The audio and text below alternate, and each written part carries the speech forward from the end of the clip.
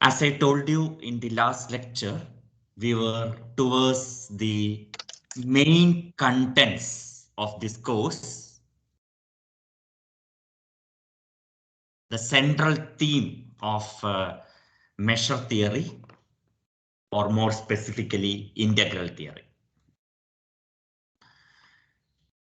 But before starting those fundamental results, main results of integration theory, let me remind you the progress so far.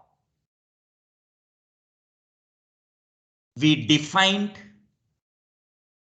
Lebesgue integral of a measurable function via several steps. For convenience, I think we named it from level 0 to level 3. I would like to highlight the fact that level 1, namely integration of a bounded measurable function on a measurable set with a finite measure, is not essential in that series of steps. We can skip level 1 and one can define integration through level 0, level 2 and level 3. And if you refer to different books, most of the books follow that approach. They will define what we called as level 0 with a slight modification, and then directly they will go to level 2 and they will complete the process with level 3. This I have told in the previous lecture as well. Level 1 is included just to give you a flavor, a feel of the fact that Lebesgue integration closely mimics what is available in Riemann integration. Okay. With that note, let me just recall what are all the three main steps in defining Lebesgue integration. Step 1, which we called level 0, is the following. Recall. Let phi be, first we have to define integration for a very elementary level of function, namely simple functions, which are analogous to the step functions in Riemann integration theory. So let phi be a non-negative. I shall all non-negative also here. Simple measurable function.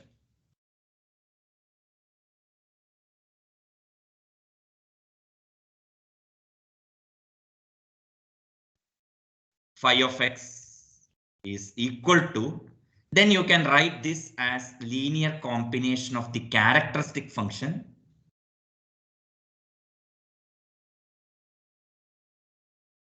maybe in canonical representation or by some other means. Then we define integral over r phi dm to be equal to summation I is equal to 1 to n, the values taken by the simple function, which will be finite in number, times quantification of the sets on which those values are taken. And for E subset of R, E measurable, we define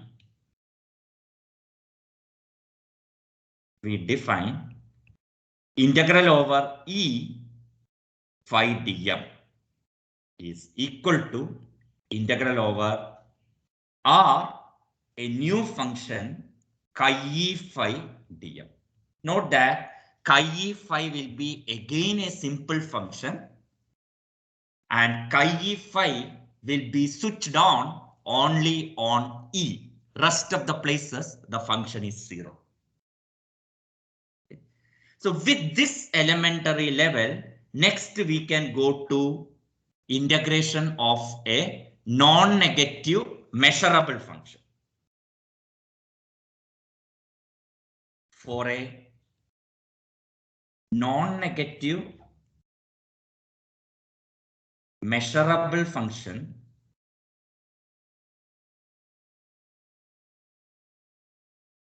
phi, f, phi we will reserve for a simple function, which may be extended real value. F can be from R to 0 infinity. Infinity can be taken by f. We define integral of f, Lebesgue integral over R.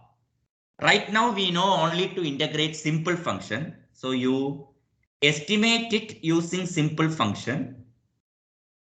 For simple functions less than or equal to f,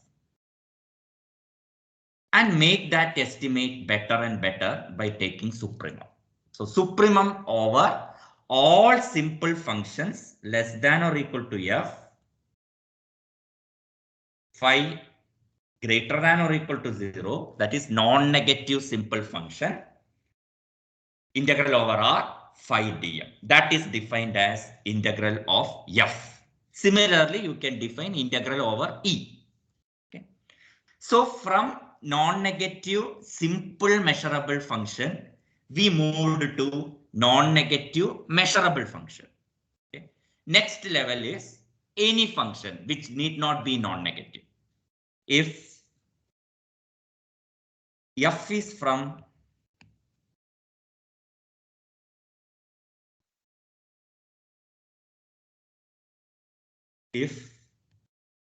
f is from R or maybe a subset of R to minus infinity, infinity, maybe including those. So extended real valued function, which I may denote by R star.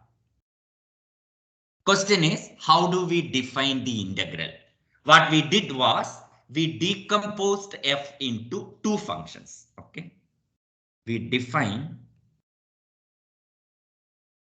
f plus of x, that is called positive part of f, defined as f plus equal to f of x when f of x is greater than or equal to 0, and 0 when fx is less than 0. Okay. Geometrically, what is happening is the following. So you have a function, this is x-axis. You have a function which takes both positive and negative values. Okay. When the graph goes down the x-axis, okay, when it goes below the x-axis, we keep it as 0. That is your f plus. When the graph is above x-axis, you will keep as it is. Now this portion is below x-axis, so keep it as 0. So wherever it is above x-axis, keep as it is. Okay. So the red stands for f plus and the black one stands for the given function f. This is what we are doing to get positive part. Similarly, we define negative part f minus of x as 0 when f of x is greater than 0, and it is minus f of x when f of x is less than 0. Equal to you can include anywhere. Okay. So geometrically what is happening is the following. Here is your x-axis. Here is some function which takes both positive and negative value. Okay. Now, when it takes negative value, you reflect it upward. Okay. So this portion is below x-axis, so we reflect it upward. When it remains above x-axis, you will keep it as 0. When it is below x-axis, you reflect it upward. And when it is above x-axis, you keep it as 0. So this is your f minus x. So the red stands for f minus and the black stands for given f. And it is easily verified that f is equal to f plus minus f minus. And we say that, and in fact, mod f will be equal to f plus f minus. We say that f is integrable.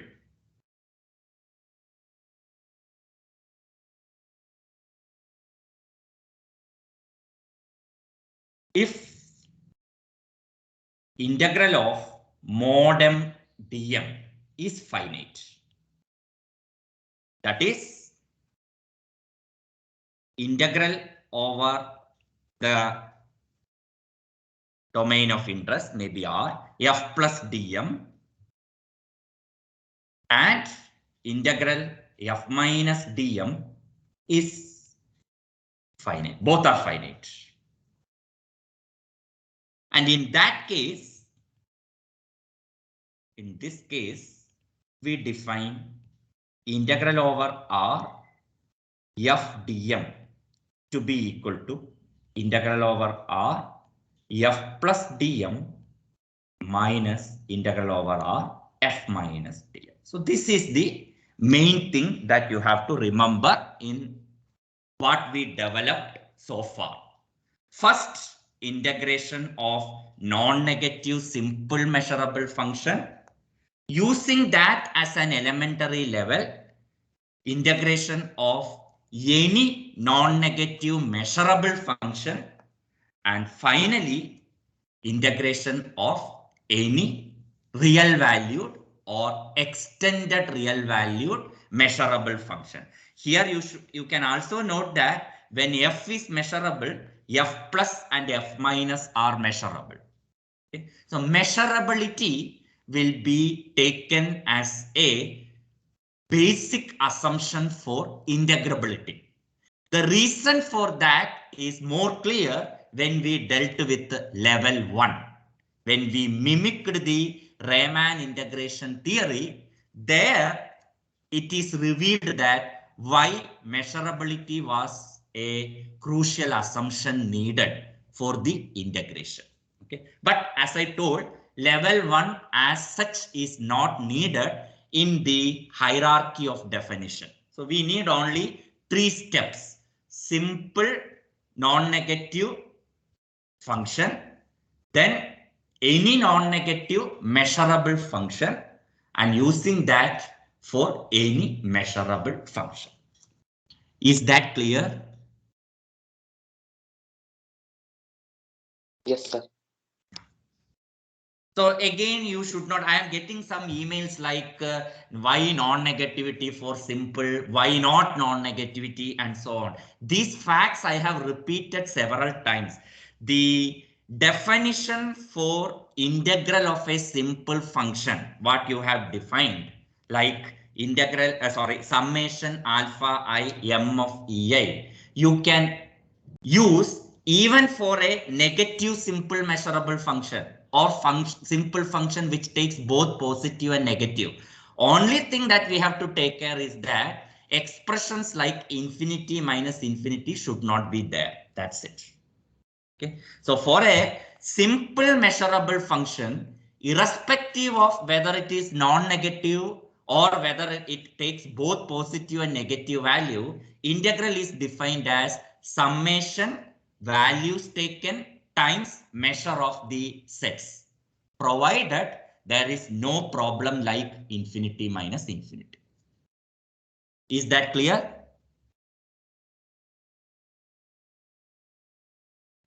Yes, sir. Yes, sir. That's why this non-negative I put in bracket. It's not a very stringent condition. For a simple measurable function, non-negativity is not a stringent condition to define integration. Okay. So I think these are the steps that you should remember. I repeat again, due to the questions that I receive in email, I repeat again, 3 steps that you should remember is: first, the elementary level is integration of non-negative simple functions. Once it is simple, by our definition, it is measurable. So I need not write simple measurable. Okay. For us, every simple functions are measurable.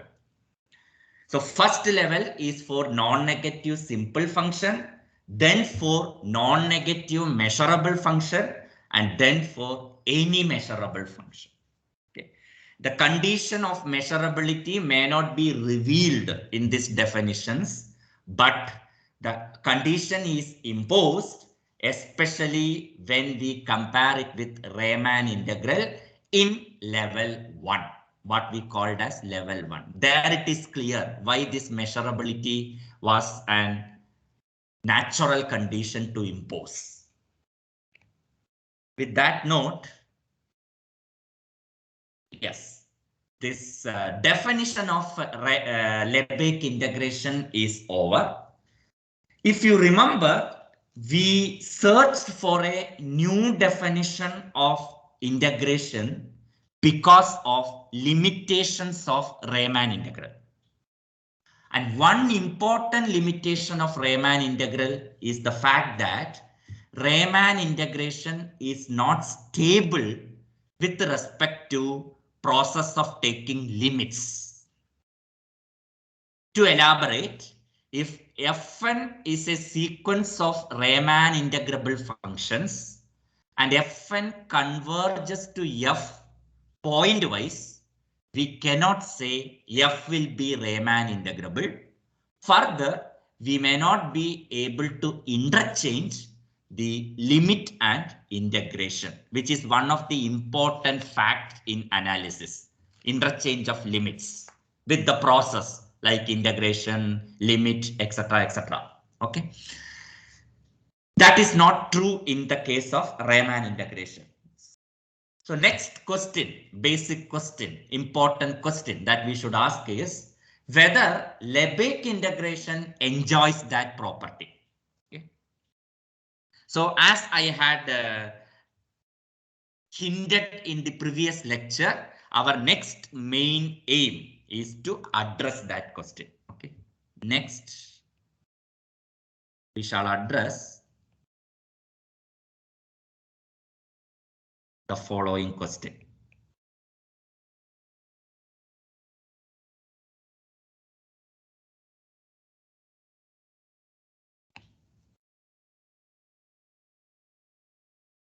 Suppose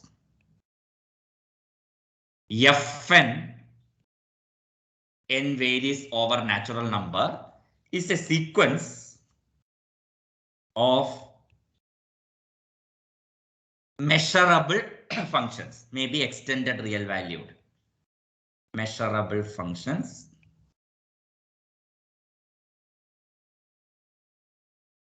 and suppose that this sequence converges pointwise and f of x is equal to limit n tending to infinity fn x for each x in the domain, maybe R or subset of R. Further, suppose that each fn is Lebesgue integrable. Suppose each fn is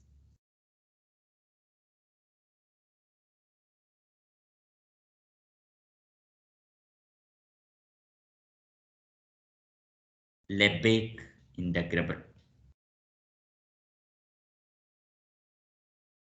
We have a pair of questions.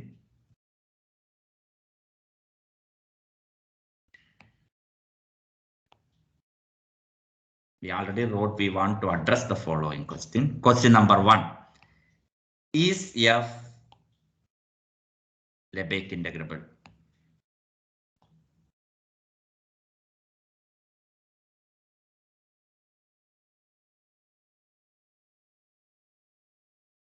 In that case, question number 2 is integral f dm.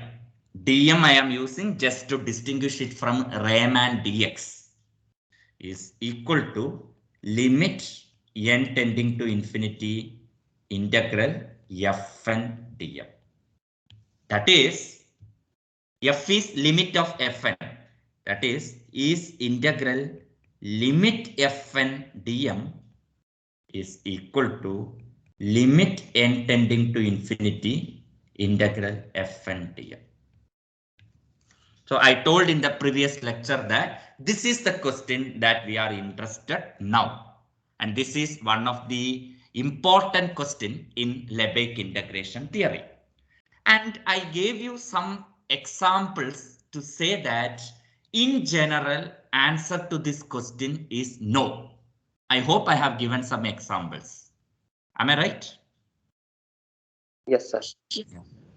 Yes, sir. Let me just write. I may not have given the details, but I have given you counter examples. In general,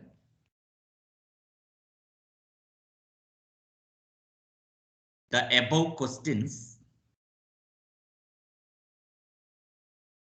have negative answer, like in Riemann. But unlike in Riemann, with a mild condition, we can get positive answer to these questions. That's what our next aim is. In general, the above questions have negative answers. However,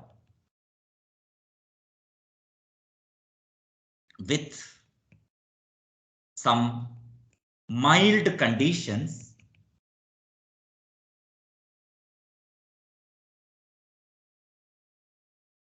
we have positive answers to the above questions.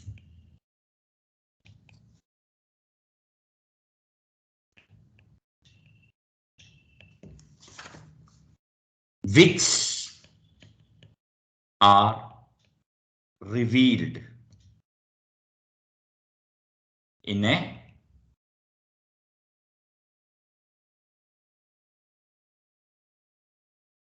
which are revealed through couple of theorems, which are revealed through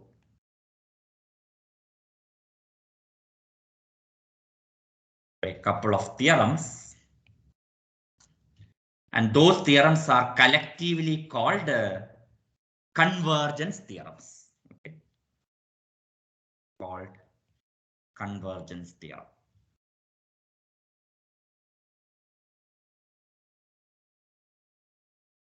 So we shall discuss one by one. I have named it in the previous lecture monotone convergence theorem, Fatu's lemma, Lebesgue dominated convergence theorem, bounded convergence theorem, so on and so forth. Okay, so we shall discuss one by one. But before entering to a convergence, any of these convergence theorem, I will prove a preliminary result, a basic result, which we shall use in some of these theorems. And that theorem itself is of importance, whether you are using it to prove these theorems or not. That theorem itself, that result itself is an interesting and elementary result. So let me first state and prove that result and then go to the convergence theorems. And basically, the theorem that I was hinting at reveals that any non-negative measurable function you can approximate via simple measurable functions. I repeat, a non-negative measurable function can be approximated by a sequence of simple measurable function. Later, I will tell you that that's why level 1 from level 0 makes sense. Instead of integrating a given non-negative measurable function, it is enough to approach via non-negative simple function. That is clear or that is valid because of the next result. The next result, as I told you, any non-negative measurable function can be approximated by a sequence of simple functions. Theorem.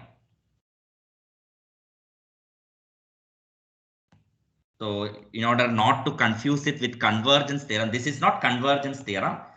So first we shall prove, I will write that. We are not yet to the convergence theorem. First, we shall prove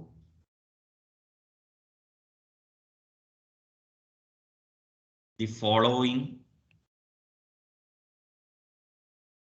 what I should say, elementary result.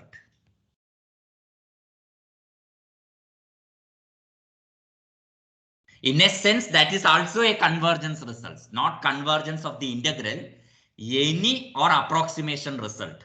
Any non-negative measurable function you can approximate by a sequence of simple function. Now, without much delay, let me state it in precise terms and then prove it. Let f be a function maybe from whole R or from some subset of R to 0 infinity. Be a measurable function. Infinity may be included. So it is an extended non-negative measurable function. Then the theorem guarantees that then there exists a sequence of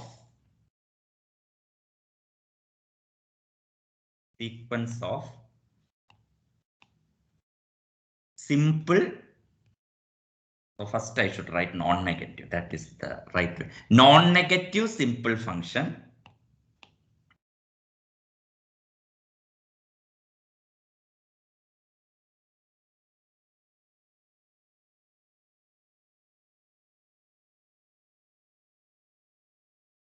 simple. I can add measurable, but for us, every simple function is measurable. So there exists a sequence of non-negative simple measurable functions such that one, the sequence of non-negative simple function I will call as phi n such that 1, 0 less than or equal to phi n less than or equal to phi n plus 1 for all n. That is, phi n is increasing, monotonically increasing. Phi n is non-negative and monotonically increasing. And 2, phi n converges to f pointwise on the domain E. In essence, every non-negative measurable function can be approximated by a sequence of non-negative simple functions that are increasing. Okay, these two things generally is combined with the following notation. We say it's a standard terminology. Phi n increases to f, meaning phi n's are increasing and it converges to f, and written as phi n upward arrow f. Phi n's are increasing and it converges to f. This is standard terminology. Phi n increases to f. Okay. Is the result clear? It's a very simple result. Maybe a good comparison is with in the real analysis, one basic fact is that every continuous function can be approximated by a sequence of polynomials. Of course, with some mild condition, like continuous function should be defined on closed bounded interval, etc., etc. Okay, that's Weierstrass approximation theorem. Okay, I may say that the same role is taken by this theorem in the measure theory. Any measurable function, non-negative measurable function, you can approximate by a sequence of simple function. Okay. If not in the whole analysis, whatever importance you have for Weierstrass theorem, same importance you have for this theorem in the measure theory. So having said that, let us go to the proof. Proof is actually really intuitive, but hard to write in simples. Okay. So first, let me try to give an intuitive feeling of how this proof runs before putting all the notations, etc. The proof is of course constructive in the sense we are going to construct a sequence of non-negative simple functions phi n. Phi n's are monotonically increasing and phi n converges to f. How to construct that sequence? Okay. So what we do is the following. These are all some intuitive understanding. You look at the codomain. It is 0 infinity. Possibly it may be the range, whether f is onto or not, we don't know. So let me use the word codomain. We divide that codomain 0 infinity. We partition the range. I told you in Riemann we partition Lebesgue.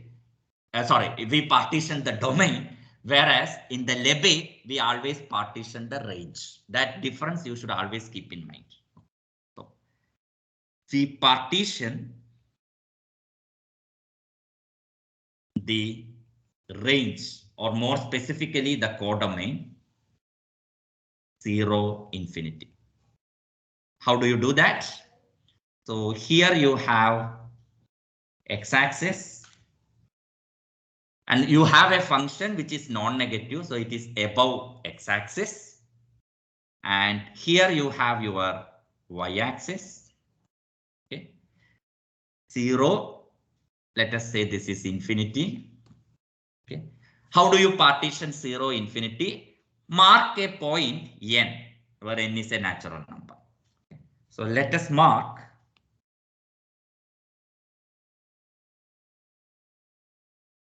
a point.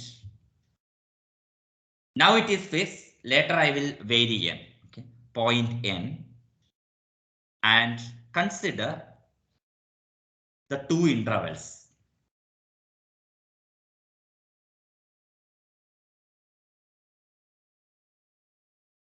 Closed 0, open n, and closed n, closed infinity. So the total codomain I have divided into two intervals, 0 n and n infinity. Next, what I do is I will consider the portion 0 n and I will subdivide it into equal subintervals. Okay. We will cut into several pieces of equal length, and the length is 1 by 2 power n. I am putting all these things in writing, but these are not in precise terms. Okay, so real proof doesn't start now. The portion 0 n is cut into several pieces. How many pieces we will see soon, of length 1 by 2 power n. Okay. So what I do is include many points between 0 and n. So it will be 1 by 2 power n, then 2 by 2 power n, and so on. K minus 1 by 2 power n, just to write a typical subinterval, k by 2 power n, and so on. I have to reach up to n. N can be identified as n into 2 power n by 2 power n. Right? So how many subintervals I will get? Yes. How many subintervals we shall get? Are you people there? N minus 1. Why it starts from 0? It starts Yes. from In 0 and you have each of length 1 by 2 power n. Will you get n times 2 power n subintervals? Yes, sir. Yeah. So then 0 infinity, that was the codomain, which we wrote as 0 n open n. And remember, in each is this subinterval also, I am keeping one closed and one open. 0 1 by 2n, 1 by 2n open, and next will be 1 by 2n closed, 2 by 2n open, and so on. One place I will include and one place I will exclude, so that I will get disjointness. Okay. 0 n union n infinity. Now 0 n you have splitted into several subintervals of the form k minus 1 by 2 power n, k by 2 power n. K varies from 1 to n into 2 power n. Union n infinity.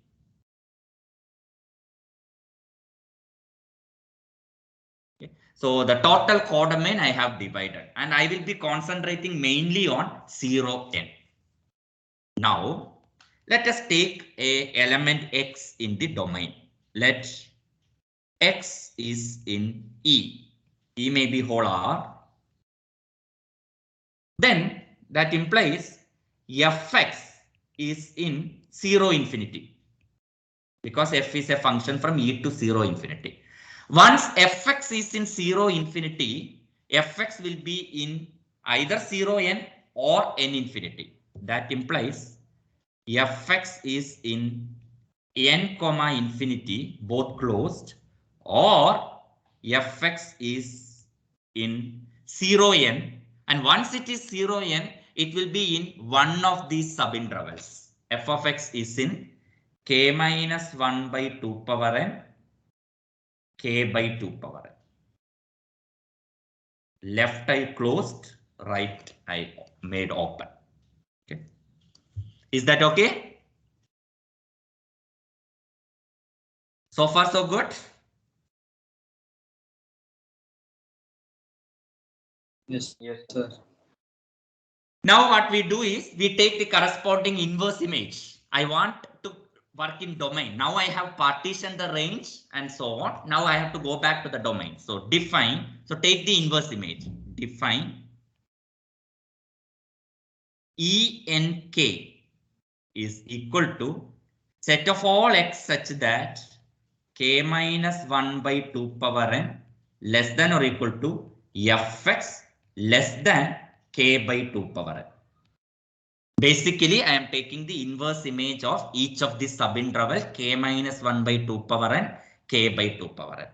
And let us call fn as collection of all x in the domain such that fx is greater than n, or greater than or equal to n. Actually, I am taking the inverse image of n infinity, the interval n infinity. Okay. Now what we want to get a sequence of simple functions, non-negative, with some properties. Okay. Now I am in a stage to define the targeted simple functions. Define phi nx equal to, so you see the diagram.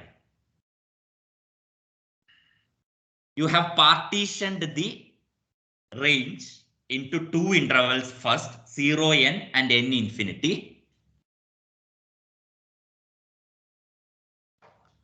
Okay. Now, if fx is greater than or equal to n, that is fx is in the interval n comma infinity, I will define phi nx to be, let me slightly modify the diagram here. You have the function like,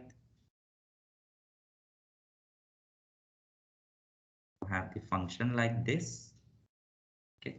Once it crosses n, I will define the simple function that we are searching as n, constant n. Okay. And in the interval k minus 1 by 2 power n, k by 2 power n, as per our diagram, function is like this.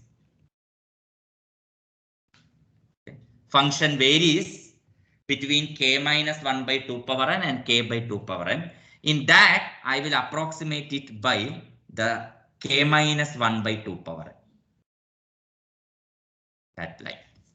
Okay, so let me write it more precisely here. That is, phi nx I will define as n if f of x is in n infinity. Once it crosses n, I will take it as constant n. And if it is in 0, n, I will see which subinterval fx lies.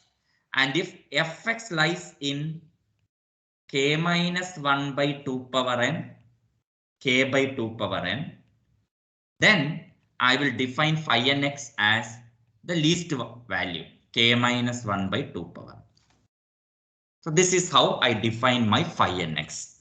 I can finish the proof if I can prove that this sequence that I have defined satisfies all the requirement. Phi n is simple, phi n is increasing, and phi n converges to function f pointwise.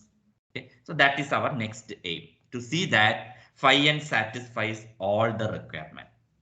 And out of that, to see that phi n is a simple non-negative function, it is quite obvious. Okay, why it is obvious? Let me rewrite phi n of x.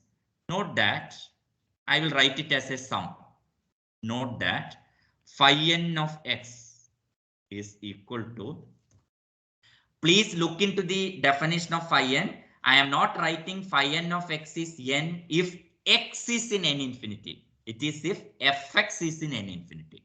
That is same as saying if x is in f inverse of n infinity. And f inverse of n infinity we defined as fn. Similarly, phi n of x is k minus 1 by 2 power n if fx is in k minus 1 by 2 power n, k by 2 power n, which is same as saying x is in the inverse image, and the inverse image we called as enk. Okay, so the you can think phi nx is n if x is in fn, and it is k minus 1 by 2 power n if x is in enk.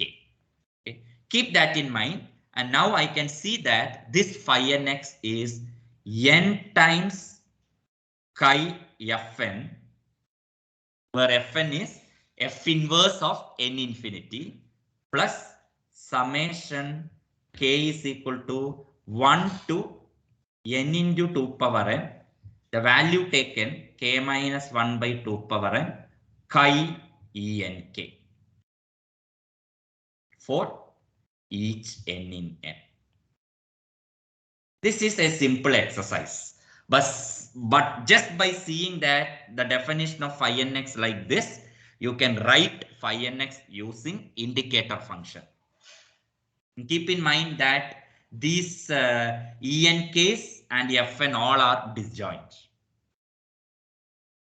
So far so good.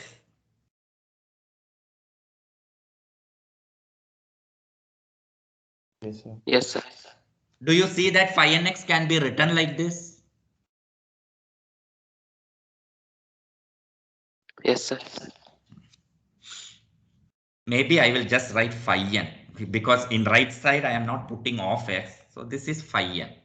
Two functions f equal to g means f of x is equal to g of x for all x. This is your phi n. Now with this expression in phi n, do you see that phi n's are non-negative? Even otherwise you can see it is non-negative, because values taken are n and k minus 1 by 2 power n. So it is obvious that phi n's are non-negative. Notice that, or observe that, 1, phi n is non-negative for each n.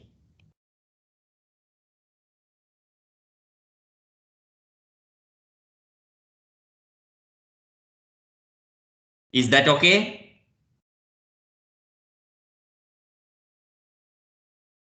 Yes, sir. Now, what is the next requirement? Phi n should be simple. Do you see that phi n's are simple? It is linear combination of what? Indicator function. Finite number of indicator function. So phi n's will be Simple function. simple. Simple. Now you see the indicator function or the characteristic function. The characteristic function is defined over some sets Fn, Enk and so on. Whether those sets are measurable, Fn, Enk, etc. are measurable. Where is Fn I have written? Here. Is it measurable? Yes, sir. Why? Because they are intervals.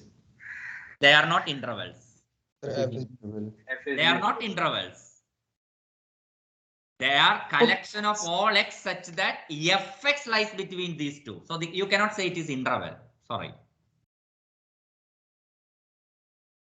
Because f is measurable. If f is measurable, you know fx greater than or equal to alpha, fx less than or equal to alpha, all those things are measurable. Yes or no? Yes, sir. Yes, sir. Since f is measurable, collection of all x such that fx greater than or equal to any number alpha is measurable. Fx less than or equal to alpha is measurable. Fx equal to alpha is measurable. All these things you know. So use that. You can see that Enk and Fn's are measurable. Since Enks and Fn's are measurable, characteristic function on those sets are measurable. Please remember that chi a, the characteristic function, is measurable if and only if a is measurable.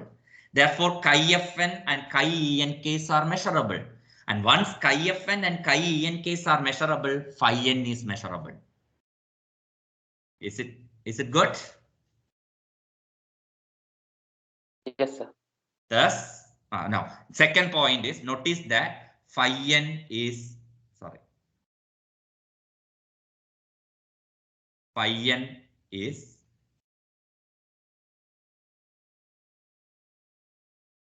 simple. Is a simple function. It is simple because it is linear combination of characteristic function. For us, simple function should be measurable, and measurability follows because each of these fn and enks are measurable. Let me write. Phi n is a linear combination of indicator function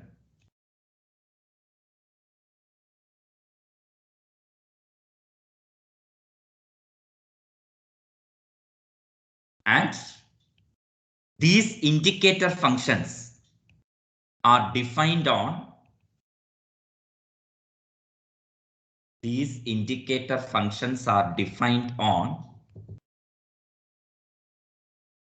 sets enk, fn, which are all measurable.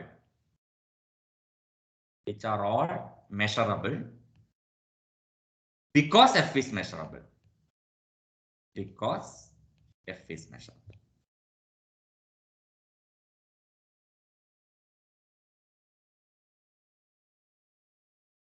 Okay. So each phi n is a simple function. Each phi n is non-negative. Next, what we want is phi n is monotonic. Phi n is less than or equal to phi n plus 1. Okay. That is slightly hard to write.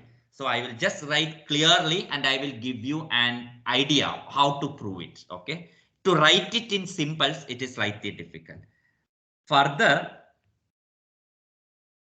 phi n plus 1 of x is greater than or equal to phi n of x for all x, or phi n is increasing. So how do I see this? Let us see it geometrically. Okay. Hint. I will just write hint. Geometrically, it is clear as follows. I tried my best to write it in, but it makes things more difficult. So I don't wanted to write it, put it in writing, but I will give you how to visualize it, that phi nx is always less than or equal to phi n plus 1x. Remember, let us try to compare the stage. While defining phi nx, you will divide this 0 infinity into two, 0 n and n infinity. Whereas while defining phi n plus 1, you will be dividing it into 0 n plus 1 and n plus 1 infinity. Okay. So that's thing first you observe. Now, let us compare the subinterval in each stage, nth stage and n plus 1th stage. In nth stage, a typical subinterval will be looking like, say, j minus 1 by 2 power n and j by 2 power n. This is a typical subinterval while you are considering the nth stage or while you are defining phi n. Okay. Now what will happen while going for n plus 1th stage is this j minus 1 by 2 power n can be treated as 2 times j minus 1 by 2 power n plus 1, and this will be 2j by 2 power n plus 1. And not only that, these two will be there, and in the n plus 1th stage, this will be divided into two subintervals. Okay, of course you can write that will be exactly midpoint of 2j by 2 power n plus 1 and 2j minus 1 by 2 power n plus 1. I repeat, I am just comparing what happens in the nth stage, that is while defining phi n, and what happens in the n plus 1th stage, that is while defining phi n plus 1. What happens? While defining nth state, you will have a subinterval, typical subinterval of the form j minus 1 by 2 power n, j by 2 power n.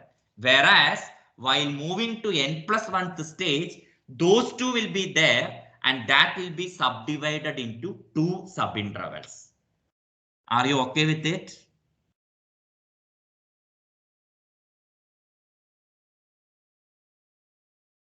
Yes or no? Yes, sir. Do you see it that comparison between nth and n plus 1th stage? This much is okay? Yes, sir. Now, suppose your f of x lies between j minus 1 by 2 power n and j by 2 power n. I am talking about the nth stage. F of x lies between these two, these subinterval. We are dividing the range, please remember. We were dividing the range. Where is it? Here. Okay. Suppose your fx is between j minus 1 by 2 power n and j by 2 power n. It can be somewhere here or it can be here. Okay. Now, whether it is irrespective of which is the position that I have placed, what will be phi nx? Can you tell me? In the nth state, suppose your fx is lying between j minus 1 by 2 power n, j by 2 power n. I have put two dots just as a representative. So once your fx is lies between j minus 1 by 2 power n and j by 2 power n, how do you define phi nx? J minus 1 upon 2. The lower value, j minus 1 by 2 power n. Okay. So phi nx will be this. Phi nx will be this. Okay. But now go to phi n plus 1. Phi n plus 1. Suppose your fx is the first dot, the upper dot. First, suppose your fx is lying is that dot which I have put upper. What will be your phi n plus 1x? It will be that dotted line, right? This one, right? Yes or no? Yes, sir. Yes, sir. And if your fx is the second dot that I put, if your fx is the second dot I put, what will be phi n plus 1x? will be again j minus 1 by 2 power n. So do you see that phi n plus 1x is always greater than or equal to phi nx?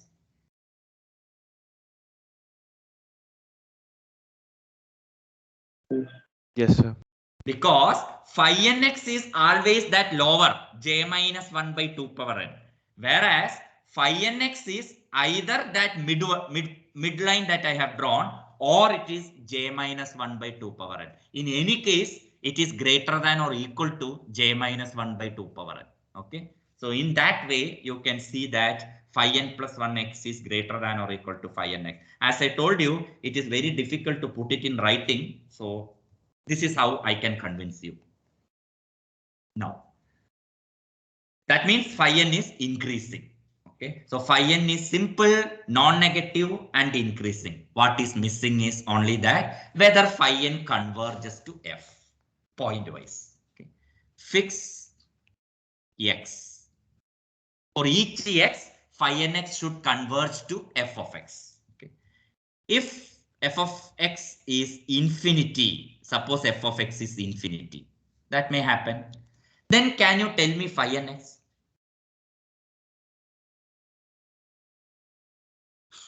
Please remember, we did everything by looking at f of x, the range 0 infinity. Now your f of x is infinity. Now I am asking what is phi nx? It will be And n. N. Because if f of x is infinity, it is in the interval n infinity. And once it is in n infinity, you have defined your phi nx as the least value n. Okay, so here phi nx will be n. Okay, for all n, phi 1x will be 1, phi 2x will be 2, and so on. Okay, for all n. What does it mean? So that phi nx, what happens to the sequence n? It converges to infinity. Actually, the word best appropriate word is diverges to infinity. Anyway, since we are talking about extended real number system, we would say phi nx converges to infinity, and infinity is f of x. Okay, as n tending to infinity. So in this case, phi nx converges to f of x. Now, the other case is, suppose 0 is less than or equal to fx is strictly less than infinity. That is, fx is finite value. Fx is a real number, non-negative real number. Then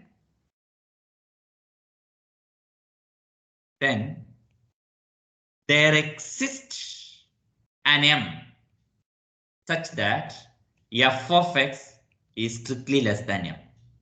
Such a natural number you can find because f of x is a finite real number. Okay. Now you consider n greater than or equal to m. For all n greater than or equal to m, fx. So fx is less than m. Let us go back to this diagram. Fx is less than m, and now you are considering your n, where you subdivided this 0 infinity, that n to be greater than m. Okay. In that case, your fx will be in 0 n. You agree? yes, sir. Yes, sir. And once fx is in 0 n, fx will be in one of the subintervals that you created in 0 n. Yes, You sir. agree? Yeah. So let me write. If n is greater than or equal to m, suppose there is an m such that fx is less than m, such an m always exists. Now you consider all n greater than or equal to m, then fx will be in k minus 1 by 2 power n, k by 2 power n for some k, in 1, 2, etc. n into 2 power n. It is like this. Your fx is less than m. Now you are considering n greater than m, and then you will divide this 0 n into several subintervals. Okay, then fx should be in one of those subintervals. Okay. Now, if fx is in k minus 1 by 2 power n, k by 2 power n, a small change, it should be closed. One part should be closed. Now, fx is here, and what is phi nx then? K minus 1 upon 2 power n. 2 power n. Okay. In that case, modulus of f of x minus phi nx, which is in fact f of x minus phi nx, which is f of x minus phi nx, because phi nx is always less than or equal to fx. Okay, and that will be equal to fx is in between k minus 1 by 2 power n and k by 2 power n, whereas phi x is k minus 1 by 2 power n. So can you see that fx minus phi nx will be less than or equal to 1 by 2 power n?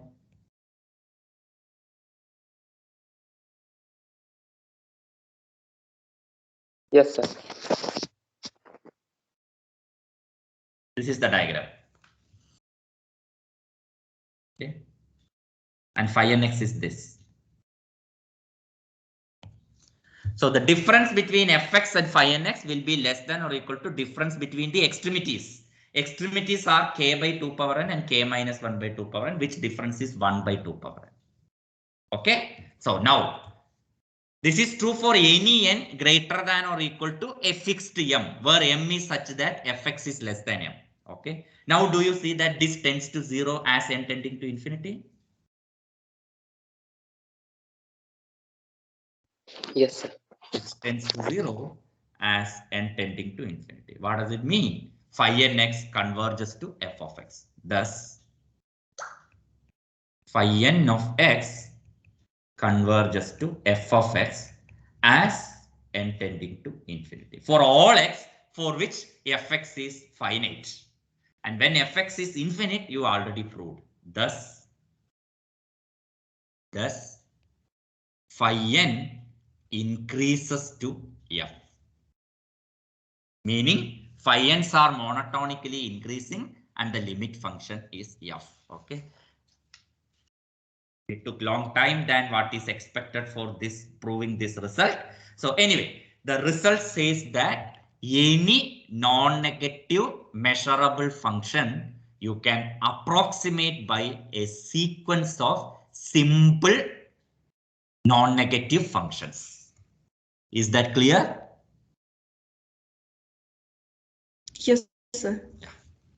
Now, finally, we will say using this theorem that level 1 to level, level 2 to level 0 is actually makes sense. Instead of integrating a given non-negative measurable function, it is enough to integrate simple non-negative functions and then make it, because simple functions approximates the given non-negative function. Okay, we will see how this theorem can be used in the hierarchy of Lebesgue integration. But now our aim is to use this theorem for the convergence result that we have hinted at. Now we are in a position to prove one of the convergence theorem. Now we prove the so-called monotone convergence theorem.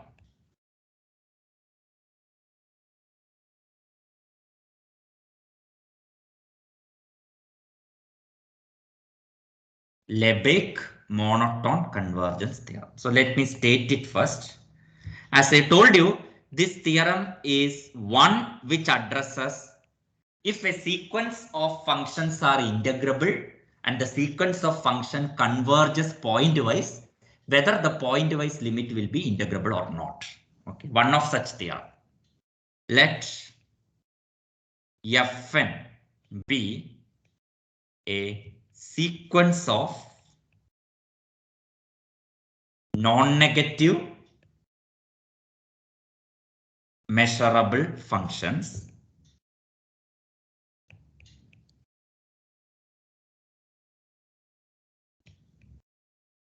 such that Fnx is monotonic increasing. Monotonically increasing for each x. For each fixed x, fnx is less than or equal to fn plus 1 of x. Then do you see that fnx will pointwise converge? Fn of x is less than or equal to fn plus 1 of x is less than or equal to fn plus 2 of x and so on for each fixed x. So you have for each fixed x, you have a monotonically increasing sequence of real numbers. Do you know something about monotonically increasing sequence of real numbers? It converges to its least upper bound. Converts to supreme. That is if it is bounded. That is if it is bounded, but since we are in extended real number system, we can say that a monotonically increasing sequence of real number will always converge. Either it will converge to a real number or it will converge to Infinity. infinity. So since fnx is monotonically increasing, without worrying about whether it is bounded or not, we know that fn of x converges. Okay. And so I will put the limit as f of x. F of x is equal to limit n tending to infinity fnx. This f of x could be infinity for some x. Okay. For each x in the domain. So you have a monotonically increasing sequence and therefore it is convergent, we know, in the extended real number system. Since it is convergent, it makes sense to talk about it pointwise limit and that I called as f. Now the theorem says that then f is measurable and in fact that part also we have seen earlier. If you have a sequence of measurable function converging to a function f, then the limit function will be measurable. That's not the crucial point. And integral of f dm is equal to limit n tending to infinity integral of f and dm. That means the limit and integration can be exchanged, interchanged.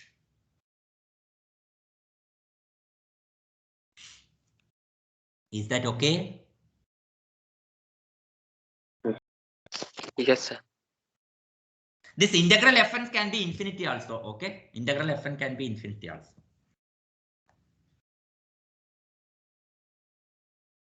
Proof. We shall use the previous theorem. That is, given any non-negative measurable function, I can find a sequence of non-negative simple functions. In fact, as I told, f is measurable is already proved, but we shall reprove it because that will be automatically coming through our process. F is measurable. Whatever we have to do, whatever we are doing to prove the last part, integral f dm is equal to limit, that will automatically give f is measurable. That means we are reproving the fact that the limit function is again measurable. We have already proved this long back. If a sequence of measurable function converges, then the limit function will be measurable. Anyway, for each n in n, fn is a non-negative measurable function. It is given. Non-negative measurable function. Therefore, now remember I am fixing n. For each fixed fn, I can find a sequence of simple non-negative simple function. Hence, there exists a sequence. I have to use another suffix sequence s, j, n. What is varying is j for each fixed n, such that there exists a sequence such that Sjn are non-negative simple function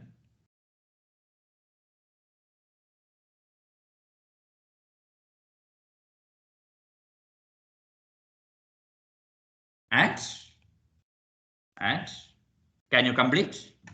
We are using the previous theorem. And what? Converges to Fn. Increases to Fn. That's the best way. That means they are increasing and it converges to Fn. And Sjn increases to Fn. Okay. As j tending to infinity. Please keep track of which is varying and which is fixed. Okay. So I have not done anything new. I have just applied the previous theorem. For each fixed non-negative measurable function Fn, I can find a sequence. So now you have several sequences. Please keep that in mind. And what we know is that Fn is monotonically increasing and it converges to F. We know that Fn increases to F as n tending to infinity.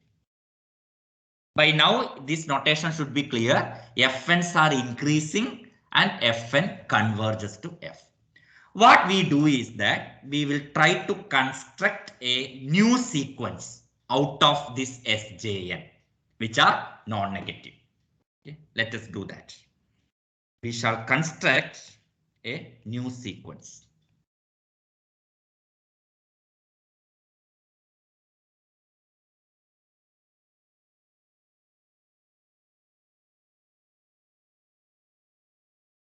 Using what was my Jn.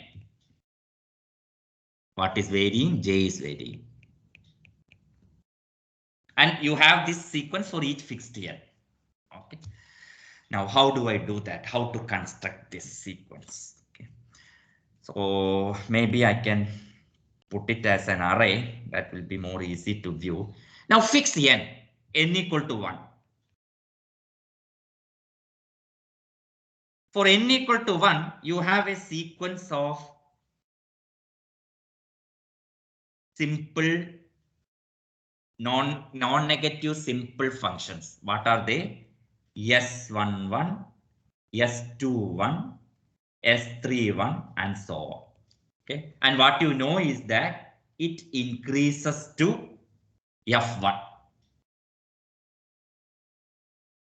And for n equal to 2, you have S12, S22, S32, and so on. And you know that that sequence increases to F2. It is increasing and it converges to F2 and so on. Okay, I will write for n also. And for n, you have S1n, S2n, and so on. Okay, and that converges to Fn and so on. So I have an array like this. From left to right, if you move, it increases. You know, Sjn is an increasing sequence. So left to right, it increases. And if you see the right corner, from bottom to top, it increases. F1, F2, F3, etc. Fn is an increasing sequence and it converges to F. It converges to F. Okay. So from left to right, it increases, and on the right corner, from bottom to top also, it increases. So thus we have an array of non-negative simple functions. If you forget about the right corner, every other things are simple functions. Except F1, F2, F3, all other things are simple functions. So we have an array of simple functions. Okay. Now I am going to define a new function. Define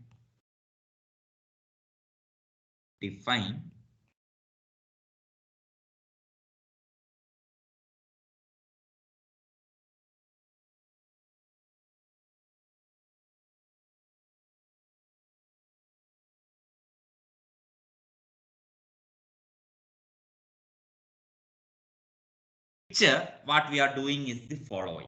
Okay. Now consider the n equal to 1 row. There you have somewhere Sn1, S11, S21, S31, and so on, Sn1. Now consider n is equal to 2. There somewhere you have Sn2 and so on. And here you have Snn. Now you look at that column and take the maximum. That's what we are doing. Maximum of this. And that I am calling as Gn. Okay. Is that okay? Yes, sir. You have an array of simple function, and all these things I have listed just so that you can get a visualization. Then you take that column and take the maximum. Okay, so that's how I define my Gn. Now let us observe a few things about this Gn. Let us observe that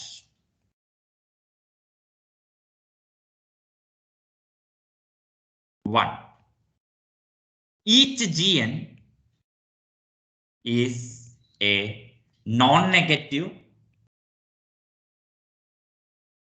simple function.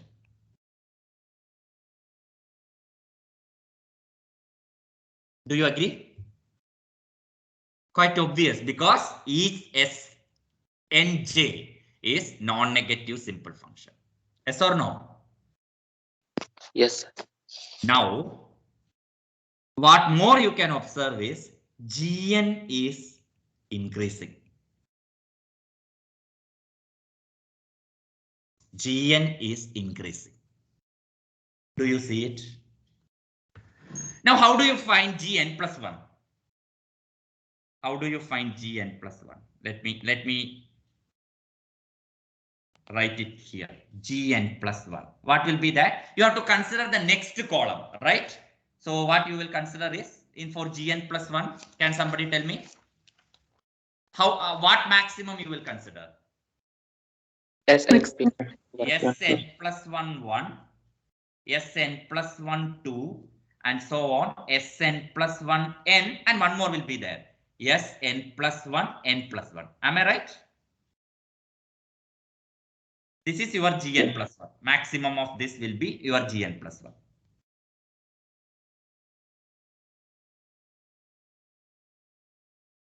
Okay. Now do you see that Gn plus 1 will be greater than or equal to Gn? Remember, when you move from left to right, it is increasing. So Sn1 and Sn plus 1, if you compare, Sn plus 1 is greater than Sn1. Am I right? Look at the picture. Yes, sir. And Sn plus 2 is greater than Sn2. From left to right, it is increasing, and so on. So each of these things are each of the individual functions involved in the definition of Gn plus 1 is greater than corresponding functions involved in the definition of Gn. Do you agree? Yes. And therefore, Gn plus 1 would be Greater than or equal to G. greater than or equal to Gn. I would write because in that array, left to right, functions are increasing.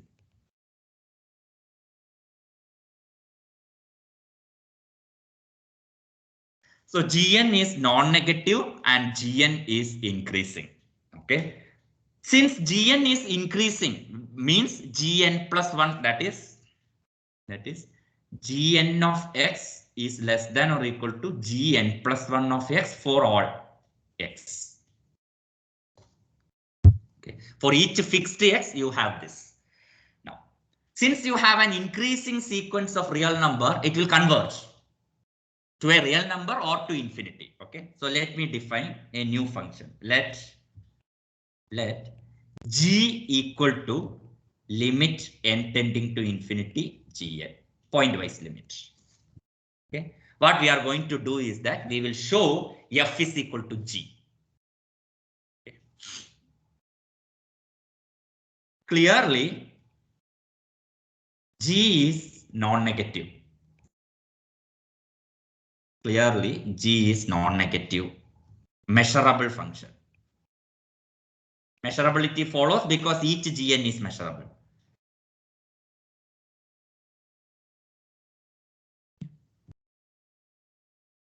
Is that okay? Yes Yes, or sir. no? Ah. Yes. Now, what is Gn? Gn is maximum of Sn1, Sn2, and so on Sn. Okay. Now remember that the series, the array left to right, it is increasing. This Sn1, okay, is less than or equal to F1. Because S11, S21, S31, etc. is increasing and it converges to F1. Okay. Therefore, Sn1 is less than or equal to F1 we have. Sn2 is less than or equal to F2 we have. And so on. Sn is less than or equal to Fn. Do you agree? Yes, sir. And do you agree that F1 is less than or equal to Fn?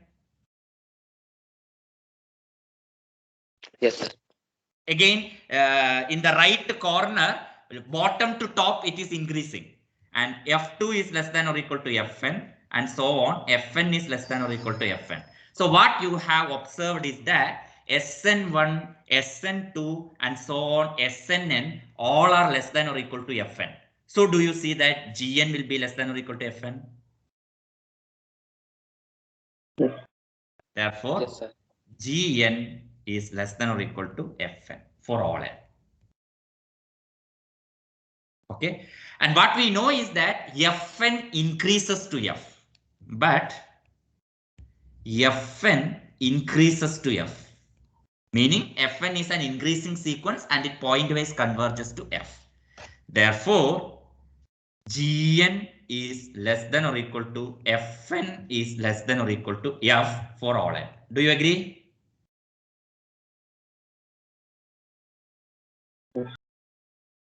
Because Fn increases to F, Fn will be less than or equal to F. So Gn less than or equal to Fn less than or equal to F. And this is true for all n. And what was G?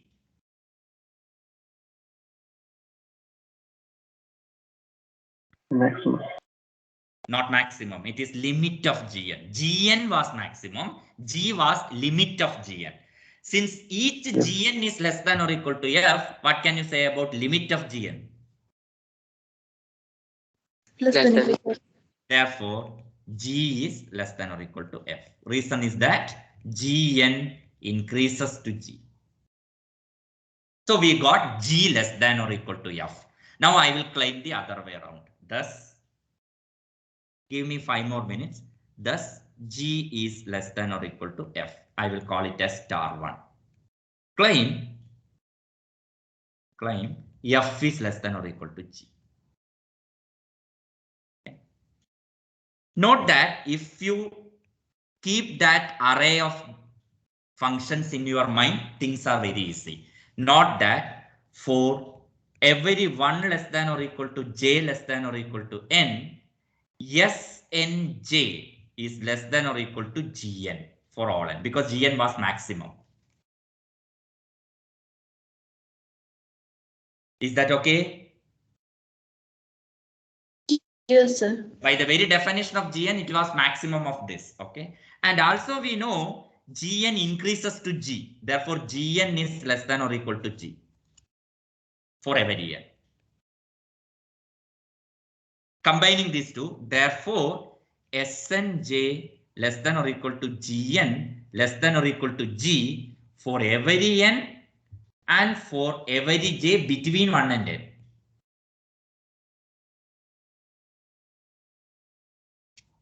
Do you agree? Yes. Yeah. Now, again, keep the diagram in mind, the array in mind, fix j and let n tending to infinity. then S and J converges to Fj. S and J's are increasing to F. Okay, this we know. Is that okay?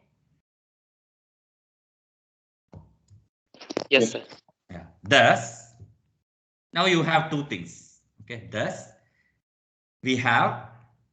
I'm just writing the same two things against in a same, I mean, at one place. S and J less than or equal to Gn less than or equal to G for every n, and for 1 less than or equal to J less than or equal to n, and S and J converges to Fj for each fixed J as n tending to infinity. Convergence is as n tending to infinity. So this we have, I will put inside a curly bracket. These two things together we shall use. And therefore, now Fj, S and J is less than or equal to G, and S and J converges to Fj. So you will get Fj less than or equal to G. Do you agree? Yes, sir. Now, Fj's are increasing to F. In the right corner from bottom to top, it is increasing. So Fj's are increasing to F. And each Fj is less than or equal to G. So what can you say? F less than equal to E. F less than or equal to G. That implies F less than or equal to G. And therefore F is equal to G. And therefore F equal to G. Okay. And what does it mean? And already you know that G is measurable, therefore F is measurable. That is not a big thing. We already know F is measurable through some other theorem which we proved long back. Therefore, F is measurable. That's not the big thing. Okay. But what we can do now is, now, give me 2 more minutes. Integral of F dm is equal to integral of G dm. Because F and G are same, integral of F dm is equal to integral of G dm. But integral of G dm is limit n tending to infinity integral of Gn dm. Why is it so?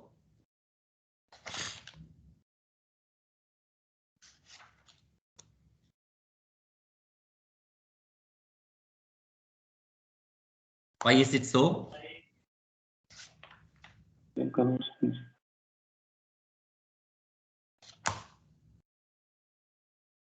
Now let me complete and then we will see. Okay, I myself is bit, but Gn is less than or equal to Fn is less than or equal to F. Therefore, integral F dm is equal to limit n tending to infinity integral Gn dm, okay, which is less than or equal to limit n tending to infinity integral Gn will be less than or equal to integral Fn. This part is clear, and this is less than or equal to integral F dm. Therefore, we have integral F dm. Certain steps I have to justify. Give me a moment.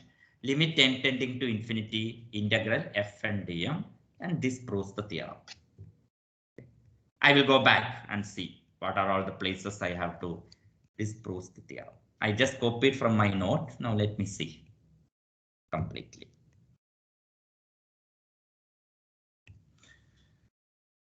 So first place is this part.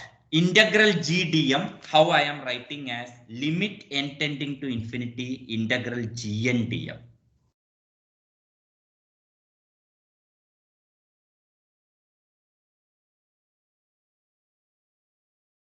What is G? D is limit Gn. I can of course write integral limit Gn, right? Because G is limit of Gn. What is G? Where is G I have defined? G is limit Gn. Obviously, integral G dm is integral limit Gn dm. But how do I write it as limit integral Gn dm? Can somebody tell, or I am? Sir, I have, yeah. sir, while last previous theorem we have proved that Gn are simple functions, so they converge. Gn are simple functions, okay. Sir हमने simple function के लिए जो theorem proof किए वो उससे ये हो जाएगा कि ये इक्वल हो जाएगा. No, I don't get it. How do we use that theorem? That's not clear. Because theorem is proving only about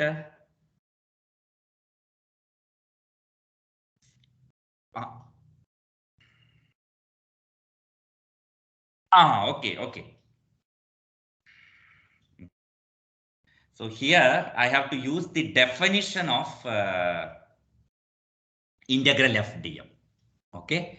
I will include this as one tutorial problem. Anyway, integral, how, yeah, what is Gn? Simple function. Simple functions and which converges to f, right? Which converges to f. So what I am using is this. Here, note that I am going to include this as a tutorial problem. Integral f dm, how you have defined this like this. Supremum integral phi dm, right? Phi less than or equal to f, phi simple. Am I right? Yes, sir. This is how we define integral of a non-negative function. For f not greater than or equal to 0, integral we have defined through integral of simple functions and then take supremum. But this will be same as if phi n is a sequence of non-negative simple functions and phi n converges to f, then we can define integral of f dm to be equal to limit n tending to infinity integral of phi n dm. Not via supremum, you can define via the limit. We will see how these two are equivalent. That I will reserve it as a tutorial. So for the time being, understand that once you have a sequence of, thank you, whoever has given me that we have to use that theorem. Once we have a sequence of non-negative measurable function converging to f, then integral of f can be defined as limit of integral of those simple functions. Okay. Of course, the question in your mind will be how our definition of defining integral over supremum and the definition by taking limit both will be equal. That I will explain in the tutorial. Is that okay? But please remember, this is only when you have a sequence of simple functions, not for any functions. Okay. So suppose you have a non-negative function and suppose you have a sequence of simple function converging to it. Integral of the given non-negative function can be defined as limit of integral of phi n. There are many questions here. Suppose there are two different simple sequences converging to f.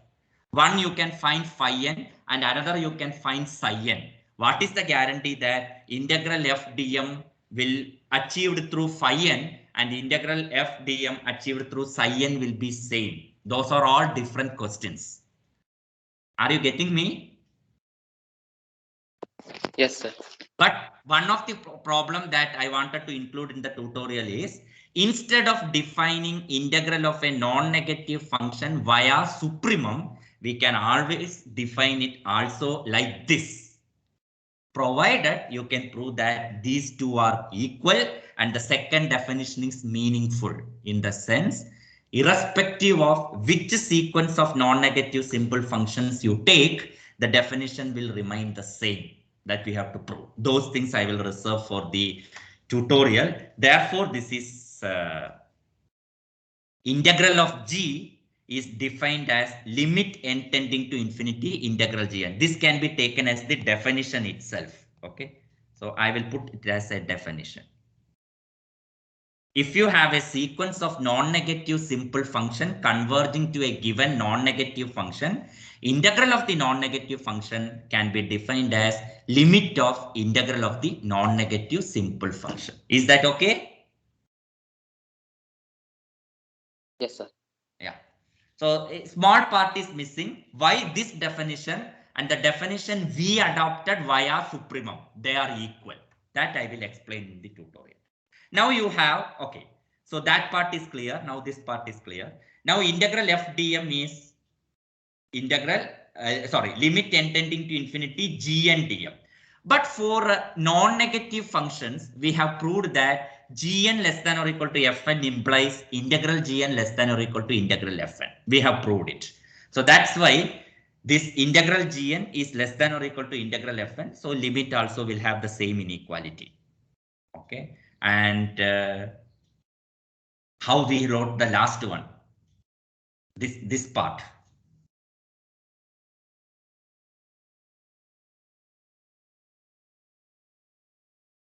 How do you say that this is less than or equal to integral f dm? So this part is again missing. Can somebody tell me? I don't get a hint, sorry. Maybe I will revisit this theorem next time. Maybe this last part I will explain. Nothing is wrong. Only thing is that I have to give you why I am writing all these steps. I have to justify the steps. Unfortunately, this step is missing. This step, as I told, need whatever I have written inside the bracket. Now I have to answer this question mark. Limit n tending to infinity integral fn, how I could write as less than or equal to integral f dm. Do you have any hint, one of you? If not, we can answer it in the next class. Sir, Hmm. sir, f is greater than equal to fn for all n. So Right. You are right. You are right. You are right. Again, yes. So thanks for it. This question mark, let me write here. We have that fn less than or equal to f for all n. Right? And all are positive, and we have proved that once f is less than or equal to g, integral f is less than or equal to integral g. So integral fn dm is less than or equal to integral, thanks for it again, less than or equal to integral f dm. And this is true for every n.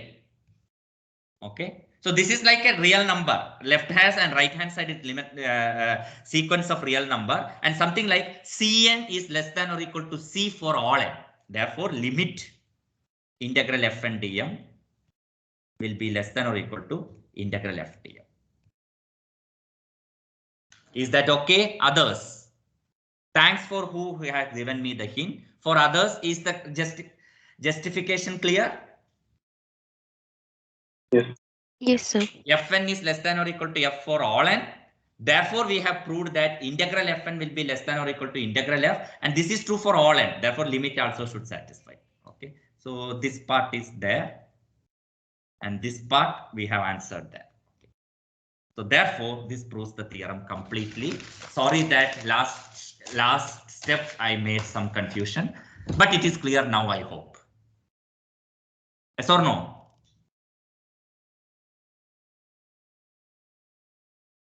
Yes, sir. I did not write the reasons. I just wrote those things in my note, and now I am not able to immediately say, oh, this is the reason why this step is. Okay, anyway. So this finishes the monotone convergence theorem, one of the main theorem. And why the name monotone?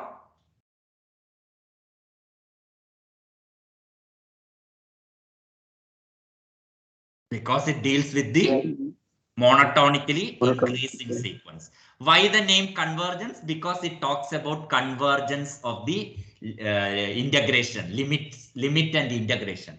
Limit of the integral is equal to integral of the limit. It talks about convergence of the integrals. Okay, so thus the name monotone convergence.